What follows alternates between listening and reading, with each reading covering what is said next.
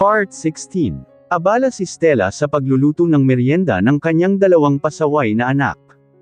Nakakagalaw at nakakalakad na din siya sa wakas. Wala na din siyang lagnat. Alagang-alaga ba naman kasi ni Phoebus kaya siya gumaling kaagad.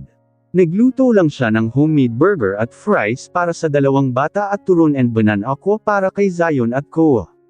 Their all-time favorite snack matapos niyang may handa ang merienda ay tinungo ang veranda kung nasaan ang mga bata at siang dalawa sa apat na unggoy.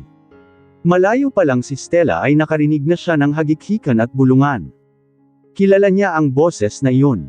Napaisip naman si Stella kung bakit parang sayang-saya ang dalawa niyang anak. Binilisan ni Stella ang lakad at nang makita ang rason kung bakit panay ang hagikhikan ng dalawang anak ay mahina din siyang natawa. Sa noo naman Veron, mahinang bulong ni Koa habang inuutusan ni Koa. Dahil mabait na bata si Veron ay sinunod ito kaagad ang utos. Tawang-tawa naman si Koa pero walang boses ang tawa nito. Ikaw din, Andrew, sa pisngi ka naman. Pabulong na utos din ni Koa kay Andrew na kaagad din itong sinunod. Here po, Tito Koa. Inusenteng tanong ni Andrew habang tinuturo ang kaliwang pisngi ni Zion. Yes, yes. Tango ni Koa. Careful okay. Baka magising si Zion. Magiging Godzilla yan. Okay po bulong din na tugon ni Andrew habang si Veron naman ay maingat ito sa ginagawang obra maestra. Napailing na lang si Stella at lumapit sa mga anak saka inilapag ang dalang snack sa mesa at umupo na kalatag na picnic blanket sa gitna kaya palaging nang babangayan itong si Zion at Koa dahil parehas ang likaw ng utak. Mga loko talaga. Dinamay pa ang dalawang anak sa kalokohan. Anong ginawa niyo sa Tito Zion niyo? Natatawang tanong ni Stella saka kinuha ang cellphone sa bulsa at kinuhanan ng litrato ang mukha ni Zion. Tulog na tulog si Zion kaya hindi man lang ito nagising sa pinaggagawa ni Veron at Andrew sa mukha nito. Drinoangan lang naman ng dalawa ang mukha ni Zion. Pagod kasi si Zion at walang maayos na tulog nitong nagdaang araw dahil sa pagkakasakit niya. Ito kasi ang tagabantay sa dalawang bata. Ngayon bumabawi na ito ng tulog pero napagtripan naman. Nakahiga ito sa isang mahabang sofa.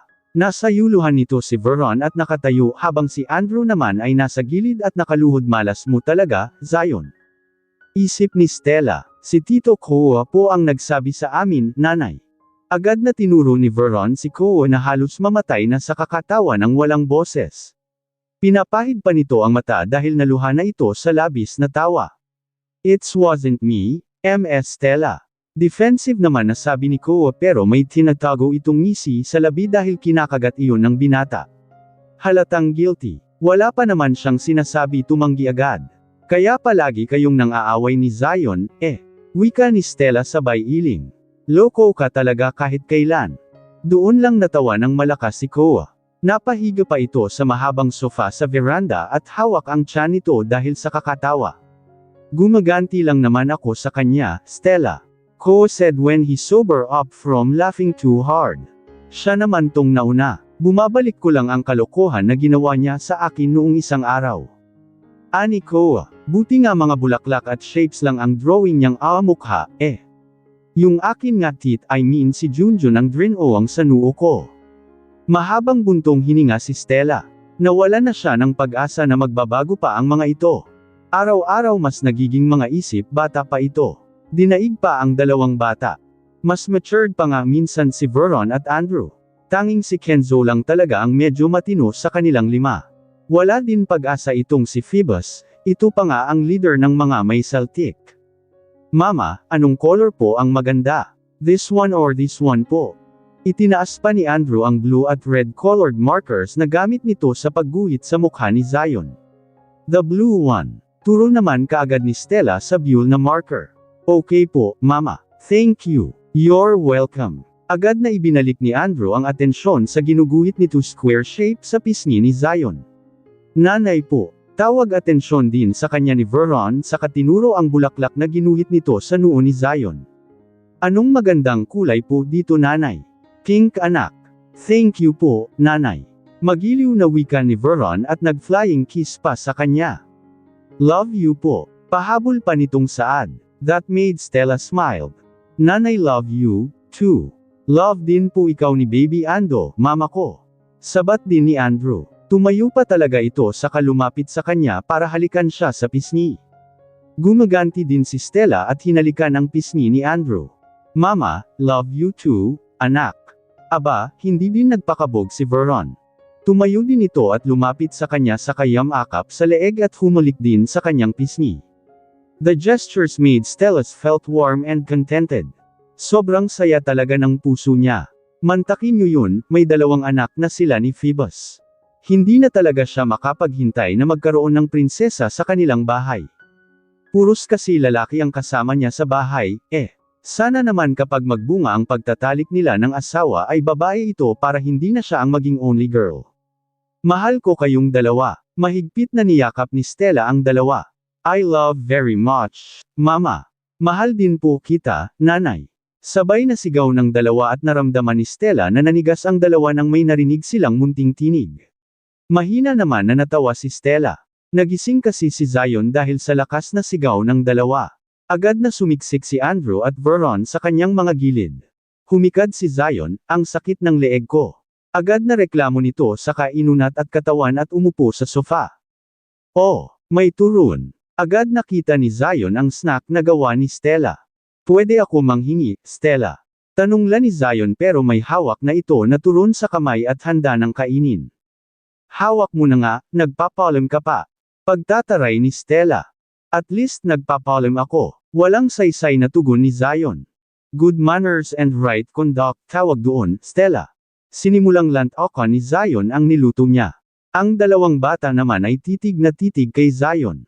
Mukhang mga takot ang 2 dahil baka pag-alitan sila ni Zion. Kain na kayo, doon. Nagluto ako ng request niyong burger at fries. Pang-iingan niyo pa ni Stella sa 2. Ikaw din Koa, tabihan mo si Zion para madali ka lang makarate kapag nalarnan niya. Walang pakialam si Zion sa kanilang pag-uusap. Abala na itong kumain, parang hindi lang kakagising Dahan-dahan na lumapit ang 2 bata at kumuha ng tigisang burger at agad na bumalik sa kanya at tumabi. Bakit ganyan kayo makatingin sa akin? Tak-ang tanong ni Zion. Napansin siguro nito na nakatitig lang sila. May muta ba ako? Wala naman, Nanay, magagalit po ba si Tito Bait po? Natatakot na tanong ni Veron. Will Tito Zion punish us, Mama? Segundang tanong ni Andrew. Of course not. Kay Tito Koa magagalit si Tito Zion nyo, hindi sa inyong 2. Agad na kumalma ang 2 at muling kumagat sa burger. Si Zion naman ay nakalimang turun na. Napakatakaw talaga. Kukuha lang ako ng maiinom nyo. Saglit lang. Paalam ni Stella sa mga kasama. Gumawa siya ng fresh orange juice. Abala siya sa ginawa. Dahil sa sobrang abala hindi niya namalayan na may pumasok pala sa kusina at agad na pumulupot ang matigas at maugat nitong braso sa bewang niya. Stella's nose instantly welcomed the manly scent. Amoy palang alam niya na kung sino ang nakayakap sa kanya. I'm home. Malambing na wika ni Phoebus sa kahinalikan ng kanyang leeg. You smell good, my love. Natawa naman si Stella. Alam niya kung anong iniisip ngayon ni Phoebus. Ganito palagi ang ginawa nito tuwing gusto nitong nakipagtalik sa kanya. Pagod ka, hubby. Magpahinga ka muna doon. Galing kasi si Phoebus sa kumpanya nito kasama si Kenzo at Cyrus, may importanteng nilakad. I perfectly fine, my lovely wife. Mapang-akit na bamulong si Phoebus L sa tenga ng dalaga. I can still give you a full-blown. Even in my tired state, I can make you squirm and sate. Kaya ko pa kahit ilang rounds humalaklak si Stella saka nagpatuloy lang maghiwa ng oranges. Hindi niya pinagtuunan ang umbok ni Phoebus na tumutusok sa pangupo niya. Tigil ka na, Phoebus. Saway niya. Pagpahingahin mo naman ang kipay ko, no? Halos gabi-gabi mo na nga ako kung araruhin, namimahasa ka na. Phoebus chuckles. Sayang naman. Gusto ko pa naman ay try ang bago kong tricks na naisip, Tinampol ni Stella ang braso ng asawa. Doon ka na nga sa veranda. Puntahan mo ang mga anak natin baka kung ano nang inutos ng 4 na unggoy na yon. Yes, Commander. Wika ni Phoebus. Pero pakis muna. Umiling na lang si Stella. Lumingon siya kay Phoebus para mahalikan iyon. Agad na pinalalim ni Phoebus ang kanilang halika pero sandali lang iyon. I love you, Mrs. Altaroza. Ani Phoebus saka umalis ng kusina at mula sa kusina rinig ni Stella ang sigaw ng asawa. I'm home. Daddy. Papa. Nagising si Stella dahil sa parang may dumadampi na kung ano sa buong mukha niya. Nang inimulat ni Stella ako mga mata ang mga mapupungay na mata ang unang niyang nakita. Good morning, mahal. Paos na bati ni Phoebus habang nakatingin sa mga labi niya. Habang lumilipas ang mga araw ay paiba-iba at papalot-palit ang tawag ni Phoebus sa kanya. Minsan, wife, minsan naman mahal o di kaya asawa ko o misis ko pero ang madalas na tawag ni Phoebus sa kanya ay baby. Kaya kilig na kilig si Stella. Napapikit naman muli si Stella dahil naduduling siya sa lapit ng mukha ni Phoebus sa mukha niya. Amoy din ni Stella ang mabangong hininga ni Phoebus na dumadampi sa kanyang mukha. Good morning. Garalgal na tugon ni Stella. Let's have a morning. Pagyayaya ni Phoebus sa kanya na para lang silang gagala. Laglag pa nga naman si Stella. Kahit talaga kailan, napakahalay ng asawa niya. Nakatihaya ni Stella habang si Phoebus ay nakadapa pero nakadungaw ang mukha nito malapit sa kanya. Gin-isang mo ako para dyan sa morning sex na yan, Phoebus. Windang na tanong ni Stella at ang loko tumango talaga ang lamok na to. Wow! Hanep mo naman, Brad. Puno ng sarcasmo na saad ni Stella. Hindi ka pa ba napapagod ha, Phoebus? Hindi. Kung ikaw hindi, pues ako oo. Pagod na ang katawan ko sa'yo. Senggal ni Stella at tinalikuran ang asawa saka nagtalukbong ng kumot. Tigil-tigilan mo ako Phoebus Altaroza baka mabigwasan kita dyan. A harmonious laugh echoed and filled the whole room. Nagbibiro nga lang ako, though, tututuhanan ko din naman kung pumayag ka sa alok ko. Ani Phoebus at halata sa tinig nito na natatawa. Naramdaman ni Stella na umusag papalapit sa kanya ang asawa saka mahigpit siyang niyakap mula sa likuran. Pinaunan din ni Phoebus ang braso nito sa kanya. Ready ka na ba? Phoebus suddenly blurted out. Naguluhan si Stella sa tinanong ni Phoebus. Ready? Saan? May pupuntahan ba tayo? Stella ransacked her mind if she forgot something important. Pero wala talaga siyang maalala. Nalimutan mo ang anniversary natin. Parang hindi makapaniwala na saad ni Phoebus. Kung hindi lang nakatalukbong ng kumot si Stella ay baka nabingi na siya. Talagang sa may dapit tenga na niya sumigaw si Phoebus kaya inis na tinanggal ni Stella ang kumot na nakatalukbong sa kamalakas na pinalo ang braso ni Phoebus.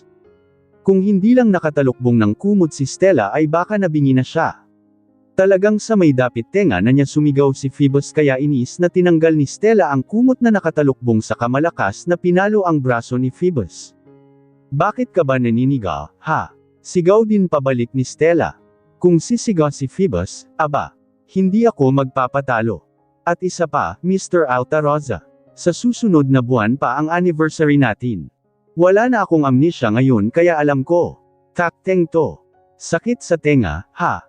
Agad na lamambat ang mukha ni Phoebus sa kayin-akap siya at sumiksik sa leeg ni Stella.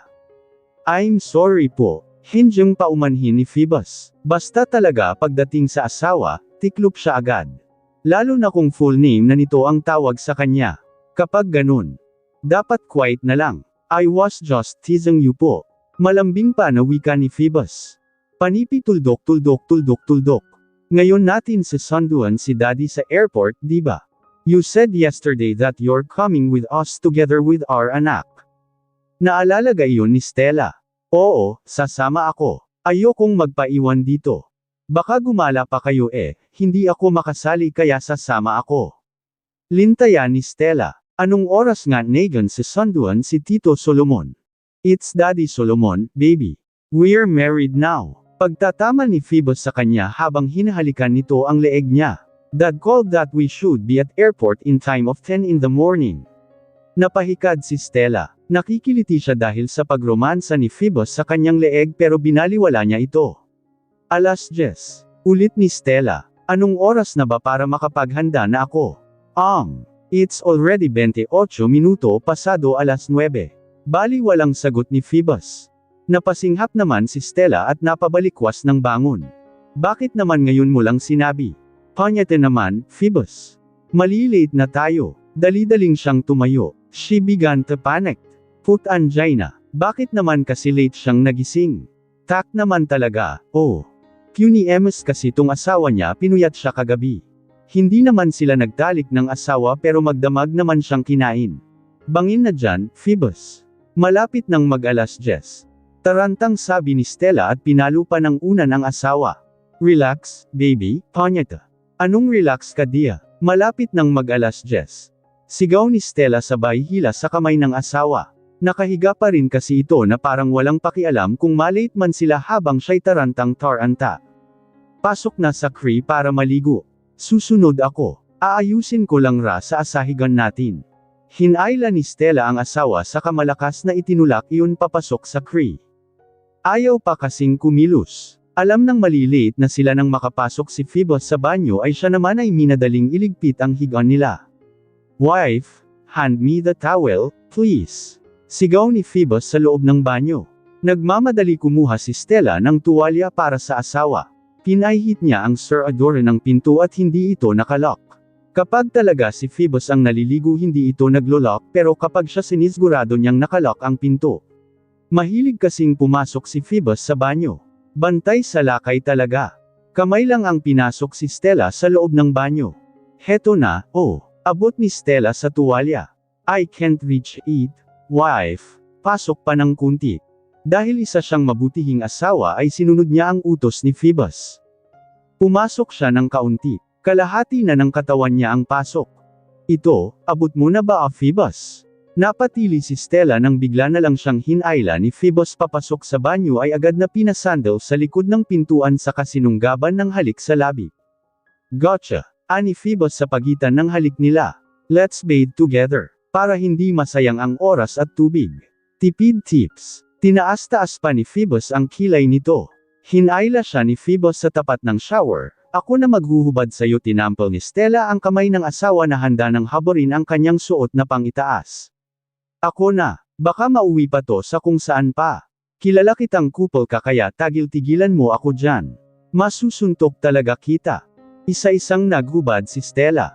Nakatitig lang si Phoebus sa kanya at napangisi ito nang tuluyan niyang maubad ang lahat ng saplot sumipol si Phoebus. Sexy, ligo lang, Phoebus. Walang bayuhan at hawak-hawak. Malilate tayo. Sumaludo si Phoebus. Yes, Commander. Duda siya sa asawa. Himala kong mag-behave ito. Pero totoo nga, wala itong ginawa sa kanya pero panay lang ang hawak at pisil nito sa dibdib niya minuminuto.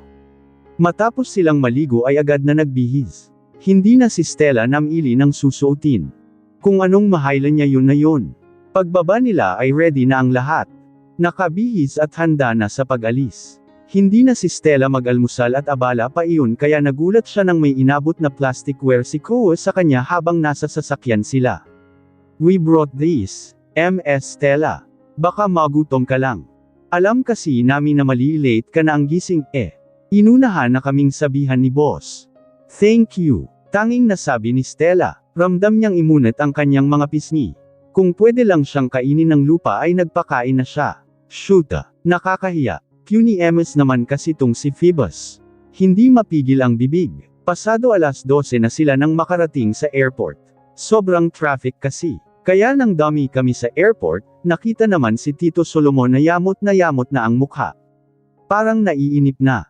Hey, Dad. Kaway ni Phoebus sa ama na parang magkabarkada lang. Naghintay ka ba? Hell fucking yes. Senggal ni Solomon sa kabinato ng suot na Italian shoes si Phoebus pero nakailag lang ito. I waited here almost 2 hours. I'm hungry. Hindi pa ako nang aalmusal at ngayon tanghalian na. Kanina pa ako naging daing dito sa airport. Napakakuod mo talaga. Pasalamat ka talaga at ikaw lang ang anak ko, dahil kung hindi.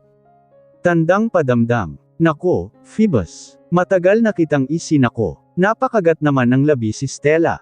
Shoota. Siya ang may kasalanan kung bakit sila na late. Yumukod si Stella sa harap ng nanggagalaiti na si Solomon. Sorry po, Tito Solomon. Ako po ang may kasalanan kasi late na po akong nagising kanina. Pasensya na po kayo kung matagal kaming nakarating. Na-traffic po kasi kami kaya pasensya na po kayo. Para naman magdumaang anghel sa kanila at bigla silang natahimik nahihiyang tumayo ng tuwid si Stella. Sorry po ulit, Tito Solomon kung may dapat pong pag-alitan niya ay ako po yun, it's okay dagli ang tugon ni Solomon. It was you so, it's okay. Ayos lang naman ako. No need to bow your head down, Stella. Malumanay na wika ni Solomon na parang hindi ito nanggagalaiti kanina. Wala nang inis sa mukha nito. He looks so pleasant now. Kahit ikaw pa ang may kasalanan si Phoebus Perrin ang papagalitan ko. Fucking unfair. Rinig ng lahat ang daing ni Phoebus. Ako yung anak tapos kampi sa iba. Parang hindi tatay. Hindi ka naman ba pinapahirapan nitong anak ko, Stella? Yuzisa agad ni Solomon. Pauwi na sila sa Casa de Altaroza. Kahit malaki ang space ng van na sinasakyan pero parang masikip pa rin. Nagsisiksikan parents sila. Kasama kasi ang 4 na unggoy, wala ni isa ang gustong magpaiwan. Kailangan kung nasaan yung isa, dapat doon din lahat. Kasama din nila ang 2 anak. Si Veron ay palaging nakadikit kay Kenzo nang tinanong niya nga minsan si Veron kung bakit ito dikit ng dikit kay Kenzo, ang sinagot ba naman ay pogi at mabango daw kasi si Kenzo. Natawa naman siya sa sagot ng anak. Napakatalandi talaga. Si Andrew naman ay nakay Zion, nakakandong. Si Cyrus ang driver at si Ko ang nasa passenger seat. Tapos nakaupo naman silang 3, siya, si Phoebus, at si Tito Solomon sa second row ng van. Napapagitnaan nila si Phoebus, dahil yung third row na upuan ay puno lahat nari gamit. 4 kasi na malaking malita ang dala ni Solomon. Magalang naman na umiling si Stella sa tanong ni Solomon. Hindi naman po, Tito, it's daddy or papa for you, Stella. Putol ni Solomon kay Stella. You're my daughter now. It's inappropriate to your daddy-in-law as Tito. It should be always daddy or papa. Pangaral pa ni Solomon. Practice yourself calling me those names from now on, Stella. Okay. Nahihiyang tumanggaw si Stella. Hindi naman kasi siya sanay na tawagin si Tito Solomon niya na daddy or papa, Pero tama nga din ito, hindi nga kaaya-aya na tawaging Tito ang daddy-in-laws mo. Okay po, papa, nahihiyang bigkas ni Stella. Solomon face instantly lit up. That's more, I like it. Said Solomon. I've been wishing to have a daughter when I got impregnated my ex-wife. Kaso malas ako si Phoebus ba naman ang binigay sa akin? Naliling pa talaga si Solomon na parang nanghihinayang talaga. Phoebus' face curled up. Dad, may I remind you that I'm just beside you. I can hear what you just said. Laminggalinga naman si Solomon na parang may hinahanap, hell. Did you hear something, Stella? May naririnig ka ba na may nagsasalita? Phoebus shake his head at turn his wife. Kindly said to the old man, my wife, that's his unexpired old man who needs to get disposed. Mahinang kinurot si Stella ang tagiliran ni Phoebus. Makapagsalita itong asawa niya parang hindi tatay ang sinasabihan, Ano ka ba? Tatay mo yang pinasasabihan mo, hindi barkada at patulong na sermon ni Stella sa asawa. Mag-sorry ka, dali. Agad na nalukit ang mukha ni Phoebus. Halatang hindi sang-ayon sa sinabi niya. Hell, I would say sorry to that old man. He's really a annoying baby, Phoebus Alterizal pinandilatan ni Stella ang asawa na hindi siya tinitingnan at nakakrus ang braso sa dibdib sa kapinatales ang labi na parang bata na nagtatampo. Ayoko, matigas na wika ni Phoebus. Phoebus Altaroza. Tawag ni Stella sa asawa gamit ang malamig na tono. Agad nakaramdam ng takot si Phoebus sa kasamakap sa asawa patagilid. Baby, naman ayoko mag-sorry. Wala naman akong kasalanan sa matanda na katabi ko, Pagmamatigas talaga ni Phoebus. Napakamot na lang sa kilay si Stella. Parang bonding na talaga nilang mag-ama ang pag-asaran. Parang love language nila iyon sa isa't isa, ang magbatuhan ng masasakit na salita. Parang magbarkada lang. Si Stella naman ay dumungaw sa Papa Solomon niya dahil nakaharang itong si Phoebus. Yakap ng yakap sa kanya sa kapanay halik sa braso, pasensya na po kayo sa bibig nito, Papa. Paumanhin ni Stella. Matigas talaga ang ulo nito. Mas matigas la sa bato. Pati din ang sandata ko, Mrs. Matigas din. Walang hiyang sabat ni Phoebus na parang hindi lang nila katabi ang ama nito. Pinamulahan naman ng mukha si Stella. Walang hiya talaga itong asawa niya. Hindi marunong from-ino ang bibig. Sasabihin kung anong gusto sabihin. Hayaan mo na yan, Stella. Si Solomon ang nagsalita. Wala talagang hiya ang anak ko na to. Kung alam ko lang na lalaki ito ng ganito, Tursk, sana hindi ko na ito pinitok sa loob ni Parcia, pinahid ko na lang sana ng tissue. Hey, that's the harsh, Dad. Agad na umalma si Phoebus. I was offended. Ang sakit mong magsalita. Reklamo ni Phoebus. Kung pinahid mo ako sa tisyo malamang sa malamang wala kang gwapo na anak ngayon. Hala, may nagsasalita na naman, Stella.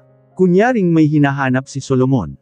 Naririnig mo yun? Rinig niyo yun? Tanong ni Solomon sa nasa harapan nilang upuan.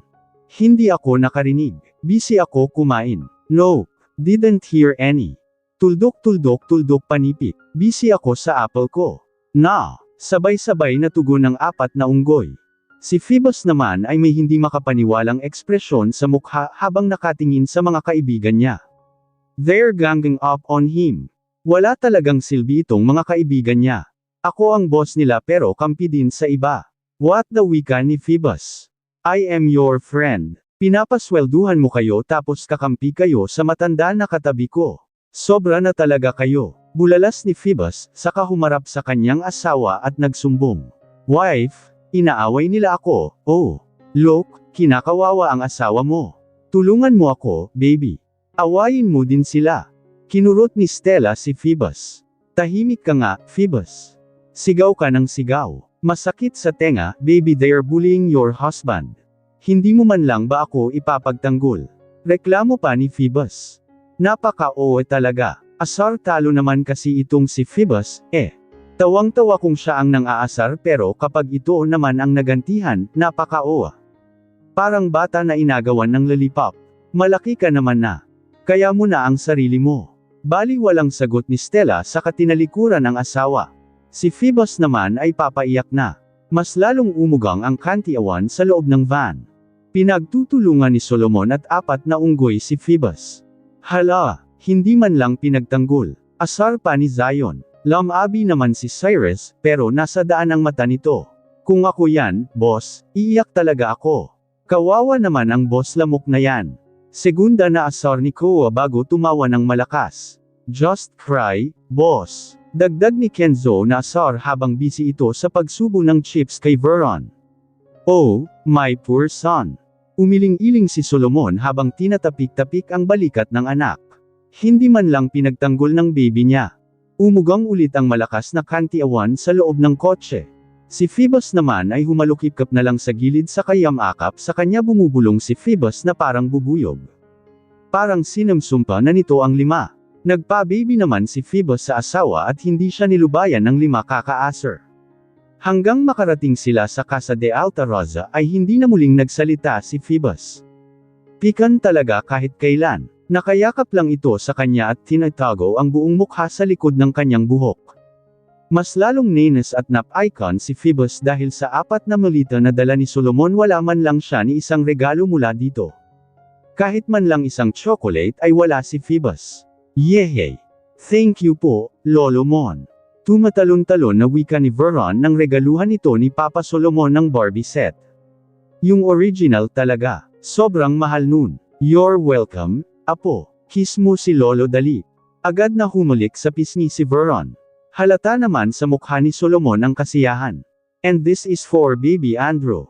Inilabas ni Solomon ang isang limited edition the car set. Wow! Grandpa! Agad na kinuha ni Andrew ang regalo nito. Thank you so much, Grandpa. Love you, Paul. Kiss, Grandpa, come here. Thirst. Papansin talaga ang matanda na yan. Mahinang bulong ni Phoebus pero narinig naman yun ng lahat kaya napailing na lang sila. Bitter lang si Phoebus kasi wala pa siyang natanggap. Kayong 4 naman, yung brown na malita ang para sa inyo. Kayo na bahala na mabahagi. Nagpaunahan naman ang 4 pero si Kenzo lang ang walang pakialam habang yung 3 naghihilahan na kung sino ang magbubukas ng malita. Ang you, my lovely daughter. Malumanay at nakangiti na wika ni Solomon. That pink baggage was yours. Ngunit si Stella, salamat po, Papa. You're always welcome. Ani Solomon sa kasinulyapan ng anak na parang pinagsakluban ng lakit at lupa ang mukha. Ang you, wala akong nabili para sa iyo, nakalimutan ko. Bali walang sambit ni Solomon sa kanakipaglaro na sa 2 apo. Mahinang natawa nang makita ni Stella kung papaano umirap sa ere si Phoebus. Napailing na lang siya, nagtatampo ka pa rin. Mahinang wika ni Stella sa kayam-akap sa asawa at pinatong ang baba nito sa balikat. Galit ka ba kasi hindi kita pinagtanggol kanina? Don't come near me. Pag-aatitude ni Phoebus. You didn't love me anymore. Hindi mo ako pinagtanggol. Kinagat ni Stella ang labi para pigilan ang tawa. Sorry po, hubby ko. Tuldok-tuldok. Thirst. Huwag ka dito. Doon ka sa far away. Mataray na wika ni Phoebus sa katinalikuran si Stella. Okay, tugon lang ni Stella sa kalilipat sana ng upuan pero hinawakan siya ni Phoebus sa pulsuhan. Where are you going? Aalis ka na naman ba? Pidgel ni Phoebus sa kanya. Lilipat ng upuan. Sabi mo kasi huwag akong tumabi sa'yo. Stella pointed out. No, dito ka lang. Sit beside me. Pero isang dangkal ang layo mo. Nagtatampo pa rin ako. Mahinang natawa si Stella. Wala na talagang pag-asa itong asawa niya. Hi, para lang ulit siyang nagkaroon ng panibagong anak. Are you still mad? Quiet, Kenzo. I don't wanna hear your voice. My eardrums hurt. Phoebus cut off Kenzo words. Hindi naman din umimik si Kenzo at nakasunod lang ito sa likuran ni Phoebus. Halata sa mukha ng kanyang boss na bad trip ito. Kahapon pa sila hindi pinapansin at kinakausap. Mukhang nagtampo talaga. Kenzo shake his head. Akalain mo yun, marunong palang magtampo ito G-boss niya. While Kenzo was having an internal conversation with himself, Phoebus, on the other hand, was annoyed. Nakakainis talaga ang araw na ito sa kanya. Bukod sa maaga siyang nagising dahil sa general meeting nila sa Sovereign Empire ay hindi siya nakascore kagabi dahil nakatulog siya agad dahil sa sobrang inis tapos hindi pa din siya nakascore kaninang madaling araw dahil sa lecheng meeting na to gusto niyang makasama ang dalawang anak at asawa sa bahay, pero ayaw ng tadhana. Kaya wala sa mood si Phoebus. Nang makarating sila sa meeting hall, agad na tumahimik ang buong paligid. They could sense that their boss was not on the mood. Magkikitagpo kasi ang mga kilay. Start, now. Make it fast. Phoebus commanded and their meeting started immediately. Just niyang matapos ang meeting na ito agad. Uwing-uwi na siya. Habang si Phoebus ay gusto nang umuwi at inis na inis kabaliktaran naman ang nangyayari sa Casa de Alta Rosa. Nasa may garden silang lahat at nagtatanim ng mga bulbs ng tulips. Dapat ay siya lang naman sana ang magtatanim ng tulips pero nagpresenta ang Papa Solomon niya kaya hinayaan na lang niyo ito at dahil mga inggitero ang tatlong unggoy na naiwan ay gamaya din. Habang ang dalawang bata naman ay masayang kumakain ng snack sa gazebo, tama ba itong ginawa ko, Stella? Tanong ni Solomon. Naghukay ito ng ilang dangkal ng lalim sa lupa saka inilagay ang bulbs ng tulips. I might kill your flowers. Baka kapag namatay ang mga ito ay isunod mo ako, Stella laughed, gracefully. Ako na lang ang baalang mag-alaga sa tanim, panagtanim ulit sila. Sinunod nila ang heart-shaped na pattern sa lupa. They casually converse as they planted tulips. How's your body? Wala na bang may masakit sa'yo? Nag-aalalang tanong ni Solomon. I've heard everything that happens to you. Masaya si Stella dahil kahit papaano ay may mga taong concern pa rin sa kanyang. Para din siyang nakahanap ng naging tatay sa katayuan ni Papa Solomon niya. She's really a lucky one. Nahihilo pa din paminsan-pinsan pero kaya naman po, tugon ni Stella sa mahinang boses. Huwag niyo pong sasabihin kay Phoebus. Ayaw kong nag-aalala ang asawa ko, Aside from that, wala ka nang iniinda, Yuzisala ni Solomon. Nagdadalawang isip si Stella kung sasabihin lang niya o itatago na lang muna. But other side of her brain won, kaya huminga siya ng malalim saka nagsalita. Ang totoo po niya ay may nakaligtaan pa akong memorya ko noong mahuli ako ni Lavernez. Gabi-gabi akong nananaginip. Paulit-ulit lang ng panaginip na iyon pero alam kung ramdam ko sa sarili ko na hindi lang basta panaginip iyon. Huminga ng malalim si Stella. May palagi akong nakikita na dalawang babae pinagtutulungan ako na buhatin. Tapos isinakay ako sa trunk ng kotse tapos nang huminto ang sasakyan ay kinuha ako saka pinagulong sa bangin. Tuldok-tuldok. Paulit-ulit lang iyon. Tapos sa panaginip mo ay walang mga mukha ang dalawang babae. Did you tell that to Phoebus? Umiling siya. Ayaw ko pong mag-alala pa sa akin si Phoebus kaya huwag niyo pong ipagsasabiha. Secret lang po natin pa. Napaka-oa kasi ni Phoebus kung minsan, maliit na bagay pinapalaki. Natawa ng mahina si Solomon at inanggal nito ang gloves na suot sa kaginuluan buhok ni Stella. You're really Chris, daughter. Magkaugali talaga kayong dalawa. Wika nito at titig na titig si Solomon. Buti na lang at naging kamukha mo ang mama mo at hindi si Chris. Malungkot na ngumiti si Stella. Totoo ngang kamukha niya ang nanay niya. Nakikita niya kasi ito sa picture na pinakatatago ng tatay. She suddenly missed something she couldn't name. Hanggang litrato lang kasi nakikita ni Stella ang nanay. Bukod sa pangalan nitong Sabela ay wala nang ibang alam si Stella. Pamahinang wika ni Stella. Alam niyo po ba kung nasaan ang nanay ko? Nahihiyang bigkas ni Stella. Pwede ko ba po ba siyang makita? Di ba sabi mo dati na magkaibigan kayo? Hindi naman ako manggulo kung sakaling may ibang pamilya man si nanay, gusto ko lang po siyang makita. Kahit sa malayo lang, ayos na sa akin yun. Kita ni Stella ang biglang paglungkot ng mga mata ng Papa Solomon niya. And by the looks of its eyes, Stella understand it already. Sinubukan ng umiti ni Solomon. Sabela. Solomon trailed off. She's really a good daughter, as always. Huminga ng malalim si Solomon. Sabela was like my younger sister to me. Palagi siyang pumupunta sa akin tuwing gusto niyang mag-rant. Sabela was very obedient daughter. Lahat ng utos ng mga magulang niya ay sinunod palagi. She never complains. Solomon reminiscing the memory he had with Sabela. Pero hanggang sa napuno si Sabela, she started to rebel. Naglayas siya at 3 taong hindi umuwi sa mansyon nila. Her parents was really tight and demanding. Doon niya nakilala ang tatay mo. Mahinang tumawa si Solomon pero malungkot pa din ang mga mata nito. Chris was my bodyguard that time when we met again at the club. Doon nagkakilala ang mga magulang mo. And since I knew Chris for a very long time, I was okay with their relationship. Hanggang sa nabuo ka and the rest was history. Stella was happy. At least kahit papaano ay may alam siyang kunti sa kanyang ina. She never hate his mom. Her tatay was always telling her that having grudges towards others can make your life unhappy. Kapag nagtatanim ka ng sama ng loob sa ibang tao, parang pinigilan mo na rin yung sarili mo na maging masaya. Nasaan na po si nanay ko ngayon? Alam niyo po ba? Muling tanong ni Stella. I know where she is. Tipid na tugon ni Solomon. Kagalakan ang lumukab kay Stella.